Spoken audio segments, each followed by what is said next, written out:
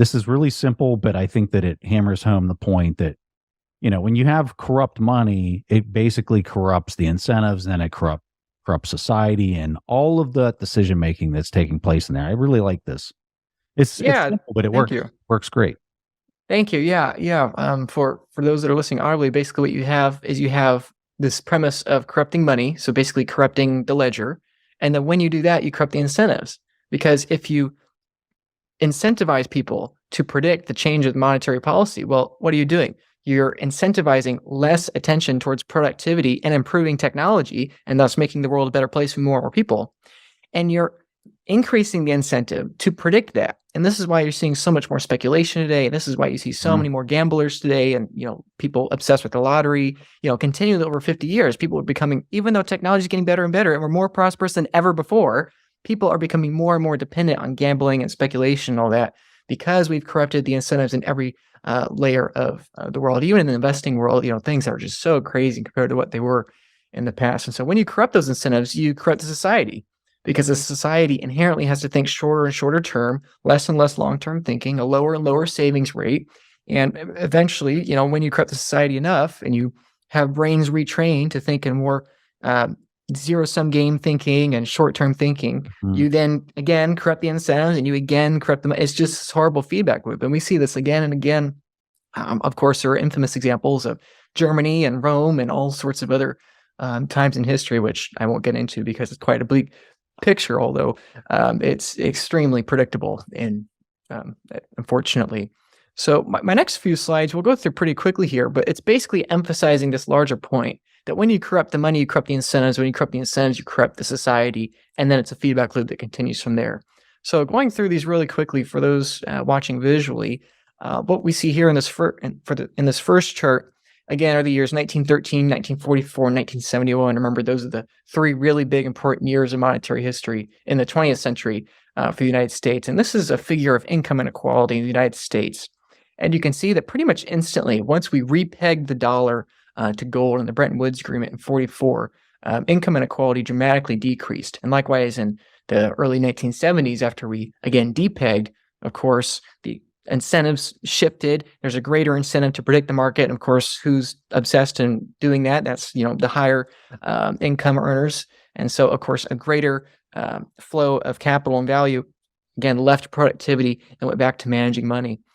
And so, again, this is another chart just emphasizing the same point, not just the top 1%, but also the top 0.5% that you can see in 1971, the downtrend of decreasing income inequality shifted and actually started going back up for the last 50 years. And especially in the last 10 years, this has only gotten worse.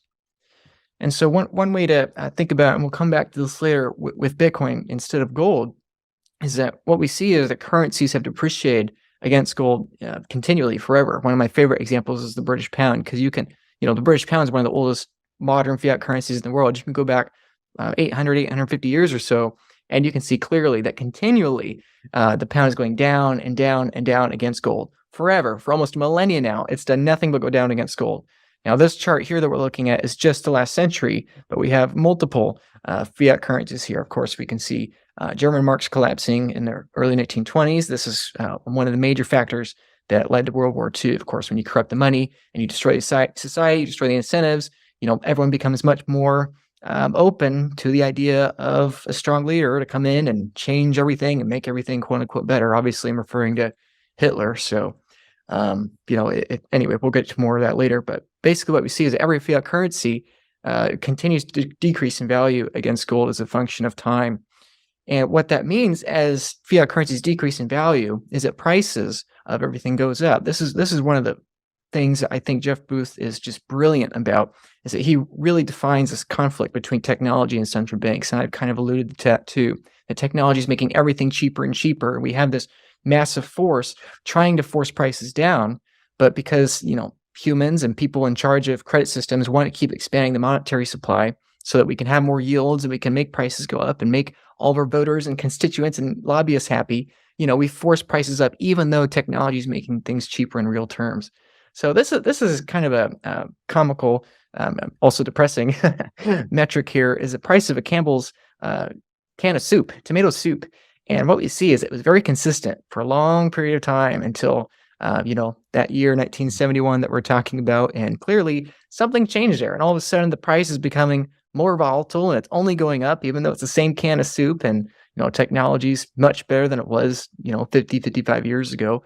That's what we have. And it's not just cans of soup, but it's also more essential things. You look at electricity, all food, you can clearly see 1971 where we detached a fiat currency, aka our ledger, from a brute force physical cost. All of a sudden, everything with the brute force physical cost goes up in its denominated price because we're corrupting that measure of value at which we measure things. And so this goes to hourly consumption as well. We see a clear distinction here. 1971, and productivity's got up well over 200%, but compensation's only gone up 100%. And, Preston, one of the frustrating things for me, even though I'm a young person, a lot of young people don't understand Bitcoin yet and this whole idea. And it's really hard, it's really depressing because I know so many people that are graduating college and their wages just don't keep up. They don't keep up with the cost of living anymore. It's just horrible.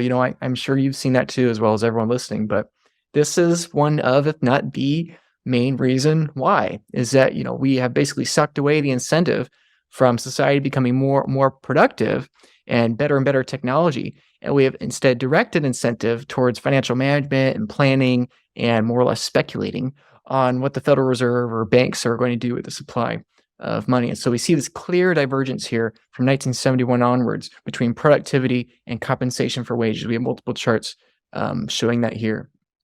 And then likewise, we can look at trade policies. And again, 1971, average wages and real median wages and everything begins to diverge and go in completely opposite directions in the 70s. And when I refer to corrupting society, and this is perhaps even more controversial than everything I've already said, but you change the incentive of the family structure. If we look here clearly, the birth rate, as many people listening might be aware, birth rate globally is just collapsing. It's more or less been a free fall for half a century. And, some people would say it's a coincidence, but I don't believe it is, that in the early 1970s, we see two things. We see, number one, single income households begin to transition to dual income households. And likewise, the birth rate begins to decline. There's less time to be at home, less time with children, because the incentive is for more and more people to work, because the real value of wages and comparative productivity are only going down. And so, of course, as this happens, what you have is an increased desire for investors to save their money because they can't trust their ledger anymore. They have to store their economic value in assets. And one of those assets are houses. So houses not only become a consumer good anymore, but then they become monetized. Investors try to store monetary wealth within houses. I'm an investor in real estate myself. You are too. And so it's this horrible realization that, wow, we're forcing the price of real estate up. And it's because we can't trust our money. There's nothing to attach the money to reality. So instead we have to store our money in something that's real, land, wood, dirt, and that's real estate. And that's why we've seen clearly since the 70s, housing prices have only become more and more monetized and more expensive in wages and in real terms here. Thank you so much for watching my content and being a supporter of mine. I really appreciate it. It's a lot of fun for me to do, and it's really meaningful to know that so many people are enjoying my content and learning about Bitcoin. I think it's so important for people to get off zero. In addition to getting off zero, it is really critical. It is really important that you also begin taking self-custody of your sats and of your Bitcoin.